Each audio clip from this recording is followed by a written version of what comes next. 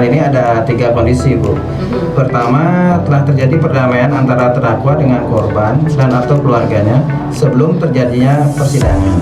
Maka hakim dapat menjadikan hal tersebut sebagai pertimbangan dalam putusannya nanti. Kedua, telah terjadi perdamaian antara terdakwa dengan korban dan atau keluarganya sebelum terjadi persidangan namun belum dilaksanakan oleh terdakwa. Maka hakim dapat menanyakan kepada terdakwa alasannya dan menawarkan kepada korban mengenai kesepakatan tersebut. Dan yang ketiga, belum pernah terjadi perdamaian antara terdakwa dengan korban dan atau keluarganya, maka hakim menganjurkan adanya kesepakatan antara mereka. Oke, iya. Jadi paham jadinya. Kemudian dalam mengupayakan kesepakatan tadi, Pak, apa saja yang perlu digali oleh seorang hakim demi tercapainya pemulihan hak-hak korban itu sendiri nih? Iya, ada beberapa hal, Bu, yaitu pertama dampak tindak pidana terhadap korban, kemudian kerugian ekonomi dan atau kerugian lain yang timbul sebagai akibat tindak pidana, kemudian biaya perawatan medis dan atau psikologis yang sudah dan akan dikeluarkan korban, lalu kemampuan terdakwa untuk melaksanakan kesepakatan, lalu ketersediaan layanan untuk membantu pemulihan korban dan atau terdakwa, dan informasi lain yang menurut hakim perlu untuk diperiksa dan dipertimbangkan. Seperti itu, ya. Iya, menarik sekali ya tentunya. Kemudian selanjutnya Pak Komang, kemudian untuk ada atau tidak sih batasan wewenang hakim dalam membuat kesepakatan baru ini? Sorry Pak Riki ya. Ya, mungkin untuk wewenang hakim saya ginikan ke Pak Hakimnya ya. Pak Hakim, silakan. Oke, baik, terima kasih Pak Mega dan juga Bu Mel. Mungkin saya akan coba menjawab tadi dari pertanyaannya Mbak Mel ini terkait dengan batasan kewenangan hakim dalam membuat kesepakatan baru. Kalau dalam peraturan Mahkamah Agung nomor 1 tahun 2024 memang sudah diatur juga terkait apa saja wewenang hakim dalam merumuskan kesepakatan bersama antara terdakwa dan korban atau para pihak, begitu ya. Di antaranya yaitu 1, hakim dapat memberikan kesempatan kepada terdakwa dan korban untuk menyampaikan permasalahan dan kebutuhannya masing-masing. Terus yang kedua, hakim juga dapat menganjurkan komunikasi yang konstruktif antara terdakwa dan korban sebagai upaya memulihkan hubungan terdakwa dan korban. Ketiga, hakim juga dapat memberikan saran kepada terdakwa dan korban. Dan keempat, hakim dapat mengizinkan kehadiran tokoh agama, tokoh masyarakat, dan atau tokoh adat atas usulan atau persetujuan dari para pihak. Kemudian, hakim juga dapat melakukan upaya persuasi kepada terdakwa dan korban untuk mencapai kesepakatan yang sanggup dilaksanakan oleh terdakwa untuk pemenuhan tanggung jawab terdakwa dan untuk memenuhi kepentingan dan atau kebutuhan korban untuk pemulihan korban. Selanjutnya, hakim juga dapat memerintahkan segala keterangan terdakwa dan korban untuk dicatat dalam berita acara persidangan. Setelah itu, hakim juga berwenang untuk memerintahkan korban dan terdakwa untuk menyerahkan salinan kesepakatan perdamaian kepada penuntut umum dan atau penasihat hukum. Juga dapat menyarankan penuntut umum untuk mempertimbangkan kesepakatan antara terdakwa dan korban sebagai pertimbangan dalam surat tuntutannya. Atau yang terakhir, hakim dapat berwenang untuk menyarankan penasihat hukum untuk mempertimbangkan kesepakatan antara terdakwa dan korban sebagai pertimbangan dalam nota pembelaan dari penasihat hukum tersebut sendiri. Iya. Jadi ada juga batasan dan wewenang hakim itu sendiri ya, Pak Hakim ya. Iya, betul. Dan selanjutnya apakah bisa nih kesepakatan yang terjadi ini berupa pencabutan perkara? Jadi terkait dengan kesepakatan untuk pencabutan perkara itu dapat dimungkinkan dengan catatan, Mbak, bahwa perkara yang ditangani merupakan perkara delik aduan. Jadi bukan setiap perkara yang bisa restoratif justice kemudian mau dicabut perkaranya, begitu ya. Jadi pengaduannya bisa ditarik sepanjang masih dalam tenggang waktu yang diatur dalam peraturan perundang-undangan, sehingga nanti pada akhirnya hakim berwenang untuk menyatakan penuntutan terhadap terdakwa gugur atau tidak dapat diterima. Contoh dari delik aduan itu tersendiri adalah perzinahan, pencemaran nama baik, dan juga lain-lain, begitu Mbak. Iya, kalau mengenai jangka waktunya sendiri nih Pak Hakim, kapan sih sampai proses restoratif justice ini dapat dilakukan di depan persidangan di pengadilan ini? Baik, kalau pelaksanaan restoratif justice sendiri itu dilakukan paling lama sebelum tuntutan diajukan oleh penuntut umum dengan tetap memperhatikan masa penahanan terdakwa dan juga waktu penyelesaian perkara pidana. Jadi sampai sebelum seorang terdakwa dituntut atau dibacakan tuntutannya oleh penuntut umum, maka dia masih dapat berupaya untuk istilahnya melaksanakan restoratif justice dengan korban, seperti itu, Mbak. Iya, baik, terima kasih. Dan pendengar, jangan kemana-mana, saya beserta dua narasumber saya dari Pengadilan Negeri Negara akan kembali setelah komersial berikut ini. Tetap bersama kami.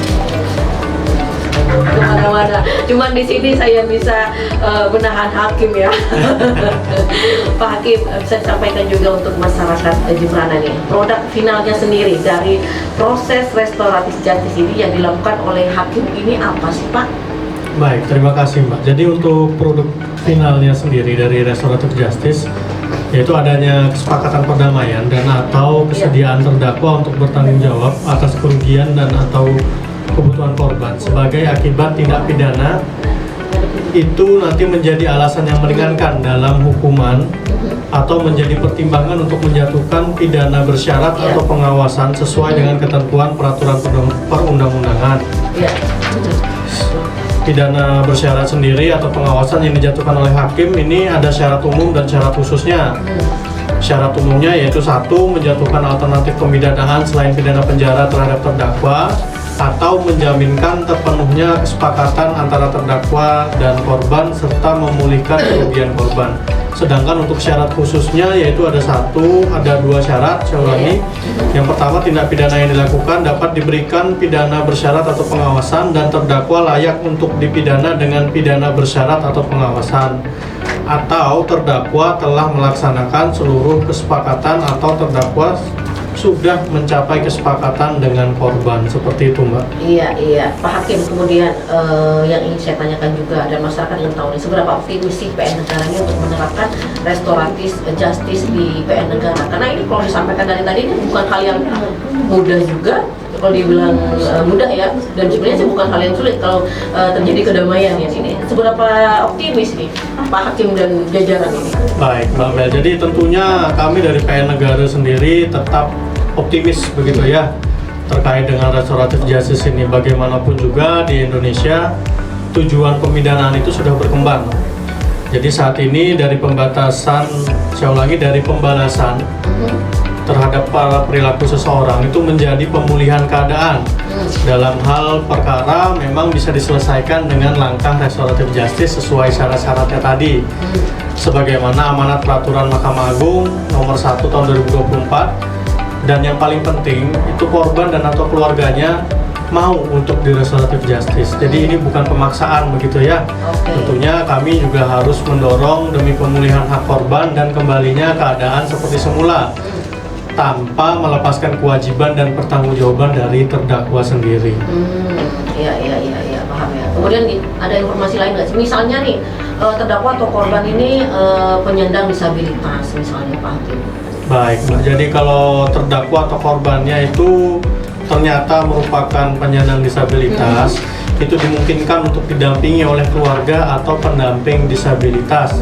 Selain itu juga yang perlu dipahami bahwa proses dari restoratif justice sendiri di pengadilan dilakukan tanpa adanya kesesatan, paksaan atau penipuan dari salah satu pihak seperti yang saya bilang tadi. Kami juga memohon dukungan dari masyarakat Jembrana agar PN Negara bisa tetap menjalankan kewenangan sesuai amanat peraturan perundang-undangan dan juga dengan penuh tanggung jawab, dan jangan lupa untuk selalu mendukung PN Negara dalam memberikan pelayanan kami yang prima. Ya, disampaikan juga tadi bahwa yang bisa memenuhi syarat ini kan untuk perkara tindakan pidana ringan ya Pak ya, dalam restoratif justice ini juga. Kemudian bisa disampaikan nggak sih oleh Pak Hakim gitu dan jajaran, restoratif justice ini juga bisa diterapkan pada perkara pidana apa saja nih Pak? Baik, jadi kalau untuk restoratif justice sendiri persyaratannya itu sudah ada di dalam permanya. Saya sebutkan sedikit saja Mbak ya. Jadi yang pertama tentunya dia bukan residivis. Dalam kutipan perma ini sendiri menggarisbawahi residivis di sini maksudnya adalah belum pernah dipidana dalam waktu 3 tahun terakhir. Oh gitu. Ya, jadi bukan residivis yang misalnya 5 tahun dia pernah di penjara begitu. Kalau di dalam permanya sendiri di Mahkamah Agung diperbolehkan. Itu untuk kasus satunya. Terus yang kedua itu terkait dengan ganti kerugian. Itu kerugian yang dialami oleh korban sendiri diharapkan di atas 2,5 juta. Oh gitu ya. Seperti itu ya. Dan tentunya dari hukuman yang diancam sendiri dalam persyaratannya atau restoratif justice itu harus di atas 7 tahun. Ini untuk ancaman hukuman, jadi bukan untuk dia akan dihukum berapa tidak, tapi ancaman hukuman dari peraturan perundang-undangan tersebut. Iya, sudah disampaikan juga. Jadi kalau memang orang sudah pernah berperkara gitu, nggak bisa ya Pak ya? Maksud saya sudah pernah jadi tersangka gitu ya? Dipidana maksudnya. Okay. Jadi nggak bisa lagi gitu ya? Dalam 3 tahun atau 5 tahun terakhir. Jadi kalau ternyata dia pernah dipidananya 10 tahun yang lalu, masih bisa di restoratif justice lagi. Ini di dalam Perma 1 2024. Kami tidak bisa menjelaskan terkait dengan mungkin dari polisi atau kejaksaan memiliki aturan yang berbeda nanti. Nah untuk di PN Negara sendiri nih tahun 2025 kita menginjak bulan kelima ya, sudah pernah menangani Pak kasus restorasi justice ini sendiri? Kami sendiri sekarang sedang berusaha Mbak ya, jadi ada beberapa perkara yang memang sudah kami usahakan bagaimana agar bisa terjadi perdamaian antara korban dan terdakwanya sendiri, tapi memang masih agak beratnya terjadi kesepakatannya itu sendiri. Kadang masih ada korban yang memang tidak mau untuk restoratif justice begitu. Alasannya bisa ya Pak disampaikan kenapa sih nggak mau restoratif justice gitu?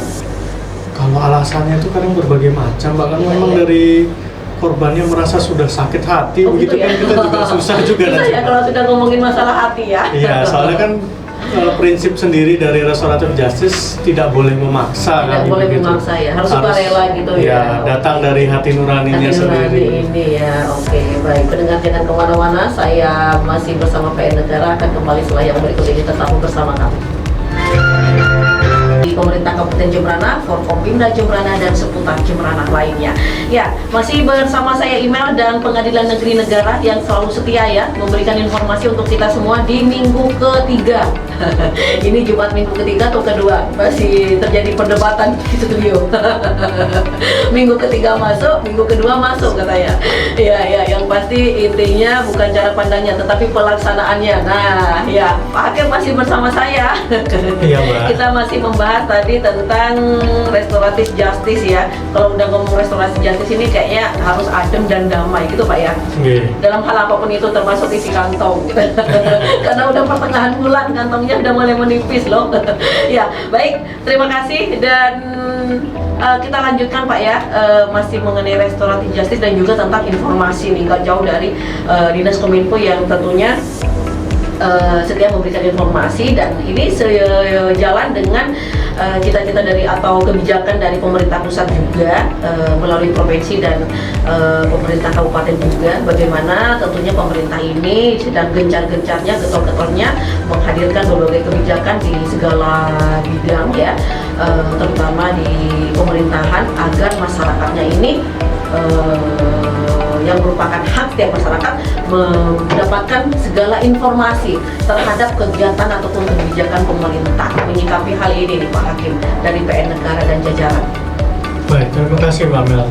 Terkait dengan informasi sendiri untuk di Pengadilan Negeri Negara, terutama di Mahkamah Agung, kami sudah memiliki standar pelayanan terkait dengan permintaan informasi, yaitu ada di SK 2144 tahun 2022 tentang standar pelayanan informasi publik di pengadilan. Iya, jadi udah standarnya ya Pak ya. Nah, menurut SK 2144 ini tahun 2022 nih, apa sih yang menjadi hak dan kewajiban pengguna informasi sebagai dalam hal ini masyarakat, Pak Hakim? Baik Mbak, jadi untuk hak dan kewajiban dari pengguna sendiri, saya mulai dulu dari haknya.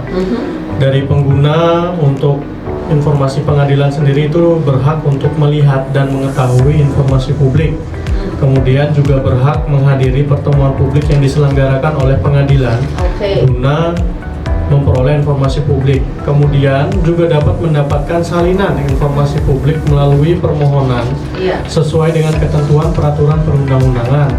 Lalu juga pengguna berhak untuk menyebarluaskan informasi publik sesuai dengan peraturan perundang-undangan. Terkait dengan kewajiban dari penggunanya itu sendiri, yaitu pengguna wajib untuk menggunakan informasi publik sesuai dengan ketentuan yang berlaku. Begitu, Mbak. Nggak boleh sembarangan juga ya, cuma sudah ada aturannya seperti itu.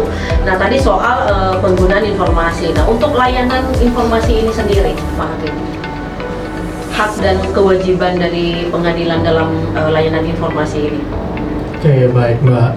Tadi kan sudah saya sampaikan terkait hak dan kewajiban dari penggunanya. Nah, sekarang terkait hak dari pengadilan sendiri, kami juga berhak untuk menolak pemberian informasi publik yang tidak sesuai dengan ketentuan yang berlaku. Kemudian dari pengadilan juga dapat memperoleh suatu informasi publik dari badan publik lainnya dengan mekanisme bantuan kedinasan dalam penyelenggaraan pemerintahan dan pelayanan publik. Lalu kami juga dapat menolak memberikan dokumen cetak terkait data elektronik yang diminta dalam hal telah tersedia dalam sistem informasi pengadilan. Lalu kewajiban kami sendiri itu kami dapat atau harus mengikuti standar pelayanan kelembagaan pengelola informasi dan dokumentasi yang ditetapkan dalam lampiran SK 2144 tadi. Kemudian kami juga harus menetapkan dan memutakhirkan daftar informasi publik. Kami juga harus membuat dan mengumumkan layanan informasi publik. Lalu kami juga wajib menyampaikan salinan laporan layanan informasi publik kepada Komisi Informasi dan juga wajib untuk melakukan monitoring, evaluasi, dan pembinaan pelaksanaan layanan informasi publik itu sendiri. Iya, baik, terima kasih ya. Jadi seperti itu ya, hak dan kewajiban dalam mendapatkan layanan informasi ini merupakan hak semua masyarakat dan kewajiban kita pemerintah memberikan informasi terhadap layanan ataupun kegiatan dan kebijakan yang dihadirkan untuk masyarakat. Kemudian apakah untuk semua informasi ini boleh terbuka atau open gitu ya, atau memang ada hal-hal informasi tertentu yang nggak boleh ya karena berbahaya? Karena masyarakat misalnya, saya kok nggak bisa sih mendapatkan informasi begini atau begitu atau A atau B gitu, Pak Hakim? Baik, jadi terkait dengan informasi itu sendiri itu memiliki kategori, Mbak. Jadi ada, saya langsung jelaskan saja ya, Mbak ya. Yang pertama itu ada informasi yang wajib disediakan dan diumumkan secara berkala sendiri dari pengadilan. Contohnya yang pertama yaitu informasi profil dan pelayanan dasar pengadilan. Kemudian yang kedua itu terkait informasi berkaitan dengan hak masyarakat. Yang ketiga informasi program kerja, kegiatan, keuangan, dan kinerja pengadilan. Dan yang terakhir ya adalah informasi laporan akses informasi. Selain dari informasi yang wajib disediakan dan diumumkan, ada juga informasi yang wajib diumumkan secara serta-merta. Yaitu yang pertama informasi rencana pemeliharaan atau gangguan sarana dan prasarana utilitas publik. Kemudian ada juga informasi gangguan keamanan yang sedang terjadi dan informasi tentang persebaran dan sumber penyakit yang berpotensi menular. Ini contohnya kayak COVID kemarin. Kalau misalnya ada sidang online begitu, kami juga wajib mengumumkannya gitu ya, Pak ya. Terus terakhir ada informasi yang wajib tersedia setiap saat. Contohnya informasi tentang perkara. Sidang misalkan hari Senin, apakah ada sidangnya nomor berapa. Kemudian informasi tentang peraturan, kebijakan, dan hasil penelitian. Ini terkait dengan SKKMA 2144 sendiri sudah ada di-upload di website Pengadilan Negeri kami. Itu juga termasuk ke dalam informasi tentang peraturan yang ada, jadi tetap terbuka. Terus yang terakhir adalah informasi tentang organisasi, administrasi, kepegawaian, dan keuangan. Tapi tidak semua informasi itu harus dibuka, Mbak, atau dapat diakses oleh umum. Ada juga pengecualiannya. Contoh nih, Pak, apa yang tidak boleh di-up atau di-open secara umum nih? Baik, jadi contohnya itu sendiri yang paling utama adalah informasi yang apabila dibuka atau diakses itu dapat membahayakan negara, itu nggak boleh dibuka oleh umum. Ada juga informasi yang apabila dibuka atau diakses dapat menghambat proses hukum. Ada informasi yang berkaitan dengan hak dan atau data pribadi. Misal nanti minta, ini siapa sih perkara cerai ini, orang yang cerainya siapa, begitu kan, itu nggak boleh permintaannya kita upload. Ada juga informasi yang berkaitan dengan rahasia jabatan. Ada informasi yang diminta belum dikuasai atau didokumentasikan. Jadi masyarakat harus paham ya Pak ya, kenapa ini tidak boleh dibuka informasinya. Berarti dari pihak PN Negara dan jajaran sudah bisa mempertimbangkan ya, jika dibuka tetap membahayakan negara terutama ataupun pribadi dari pemilik atau masyarakat itu sendiri ya. Kemudian ada PPID juga, kalau saya sih punya PPID. Jadi PPID itu bisa dijelaskan nggak sih ke masyarakat Pak, apa itu?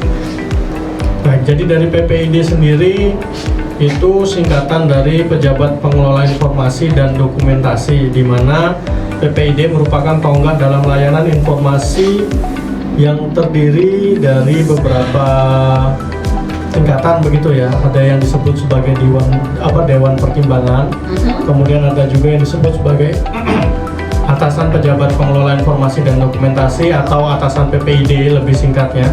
Kemudian ada juga dari Pejabat Pengelola Informasi dan Dokumentasinya itu sendiri. Ada juga Pejabat Pengelola Informasi dan Dokumentasi Pelaksana, dan yang terakhir ada juga namanya Petugas Layanan Informasi. Iya, baik. Jadi paham ya, kalau kita masuk ke ruangan pemerintah ada PPID itu apa gitu Pak ya. Ini kan biasanya setiap di depan ya, di customer service terutama kan pasti ada ya PPID gitu. Jadi paham nih masyarakat apa itu PPID. Iya, baik. Dan Pak Hakim, ini nggak terasa kita udah hampir setengah 12 ya.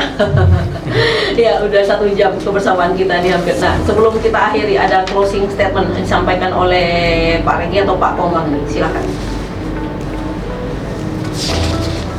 Dan juga mungkin bisa disampaikan Pak untuk masyarakat Jemberana yang ingin mendapatkan informasi terkait kegiatan ataupun kebijakan dari PN Negara sendiri tentang apapun itu ya, karena ini juga berhubungan tadi yang kita sampaikan temanya mengenai sosialisasi SK 2144/2022 ini, silakan. Baik, jadi untuk closing statement sendiri, saya mulai dari closing statement terkait dengan restoratif justice begitu ya. Kami dari Pengadilan Negeri Negara, khususnya untuk restoratif justice ini, kami mengajak kepada masyarakat untuk lebih mengedepankan perdamaian dan musyawarah mufakat. Jadi jangan seperti dulu kita mau membalas orang yang sudah menyakiti, kalau kasarnya begitu. Menjahati gitu Pak. Iya, jangan mau menjahati. Kita sekarang harus belajar untuk berdamai. Oh, masih sakit hatinya, gimana dong Pak? Ini tugasnya Pak Hakim ya, selain membuat keadilan gitu, menjadi psikolog. Iya, jadi maka itulah kita harus tetap berusaha. Tentunya kami juga pendekatan dengan pendekatan ya Pak ya. Harus mendapatkan bantuan juga kami dari masyarakat, kan begitu Mbak. Siap. Terus terkait dengan informasi publik tadi, perlu kami sampaikan kepada masyarakat Jemberana. Jadi untuk Pengadilan Negeri Negara sendiri terkait dengan kanal atau saluran informasi publik yang kami miliki, itu ada beberapa jenis, yaitu contohnya satu, ada meja informasi di PTSP Pengadilan Negeri Negara. Kemudian kami juga memiliki sosial media seperti Instagram. Kalau mau dicari ada namanya PN Negara, itu ada di Instagram. Di Facebook juga ada Pengadilan Negeri Negara atau PN Negara, bisa dicari. Kemudian di website, itu di website kami, silahkan bisa dicari juga di Google link aja. Ketik di Google Pengadilan Negeri Negara, itu sudah muncul website resmi dari Pengadilan Negeri Negara. Di sana juga sudah tertulis nomor telepon dan juga nomor fax dari kantor kami. Kami juga memiliki yang namanya PTSP On Call. Kemudian ada juga aplikasi EPPID dari Pengadilan Negeri Negara. Nanti silakan di googling juga untuk EPPID ini. Dari EPPID ini sendiri dikhususkan apabila dari para pengguna ingin memohonkan informasi ke PN Negara. Jadi dipermudah, tidak usah datang, silahkan dicoba ajukan melalui PPPID itu sendiri. Iya, baik. Mengenai informasi sendiri pastinya maka Bang Agung ini Pak Hakim.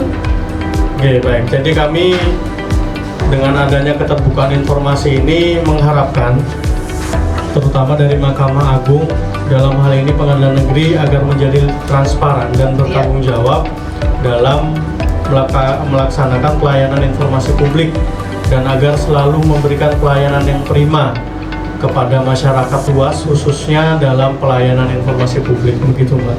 Iya, baik, terima kasih. Wah, ini sudah lengkap ya, materinya disampaikan ke masyarakat ya. Terima kasih nih Pak Hakim Pak Hakim Redi. Pak Regi, Pak. Ini saya diomelin maknya nanti ini. Baik, terima kasih juga Pak. Hari 7 malam ya Pak ya. Terima kasih sudah hadir Pak Komangandi Mega juga. Terima kasih ya sudah hadir Pak ya. Lain kali bisa hadir kembali ya Asungkaro ya Pak ya untuk memberikan informasi. Ibu Ketua Pengadilan Negeri Negara juga dan jajaran yang selalu semangat. Terima kasih juga selalu bersinergi bersama kami pemerintah Kabupaten Jemberana, dalam hal ini Dinas Kominfo Kabupaten Jemberana yang tentunya tupoksinya adalah memberikan informasi terhadap segala kegiatan pemerintah Kabupaten dan Jemberana tentunya untuk masyarakat ya. Karena salah satu value yang kita miliki selain penampilan dan harta, informasi ya Pak ya. Di zaman seperti ini gitu. Ya, baik, sekali lagi terima kasih untuk Info Santi edisi 22 Restoratif Justice dan sosialisasi SK 2144/2022 tentang standar pelayanan informasi publik di Pengadilan Negeri Negara kami akhiri. Terima kasih, pamit undur, mohon maaf bila ada salah kata. Salam sehat demi Jemberana, pasti bisa.